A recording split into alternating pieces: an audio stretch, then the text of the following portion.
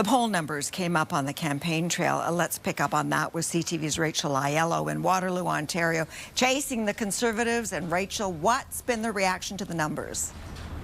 Sandy, there's been questions in this campaign about how the crowd sizes at rallies square with what Canadians are telling pollsters. And after last night, when a group showed up to Pierre Poilievre's rally suggesting they don't believe the polls, I asked the Conservative leader whether he does. Standing at the back of the room at Pierre Poilievre's Brampton rally were half a dozen people donning "Do you believe the polls" sweaters. And while the Conservative Party has sought to distance themselves from the group's message, today Poilievre was pressed on what he makes of the national numbers.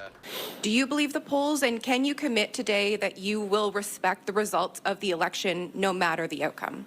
Yes, and that decision will be based on whether, after a lost Liberal decade of rising crime and costs and a falling economy under America's thumb, we can afford a fourth Liberal term, or whether we want change. Seeking clarity on whether that yes was to both questions, reporters tried to follow up.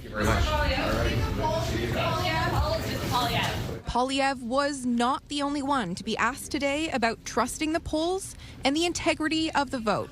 Of course. Okay. This is Canada.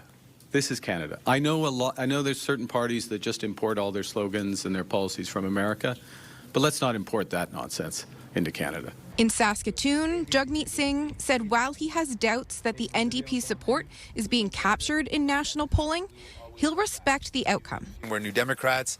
Democracy is in our name, so of course we'd accept it. With 18 days left to lock in votes and an additional seat up for grabs in Ontario, thanks to redistribution, both Poilievre and Carney are continuing their campaigning in vote-rich Ontario this evening. And Singh will be back on the hustings in this province in the coming days. Conservative sources are reminding reporters today that polls can and do move, and ultimately repeating that oft-repeated sentiment that the only poll that matters is on Election Day.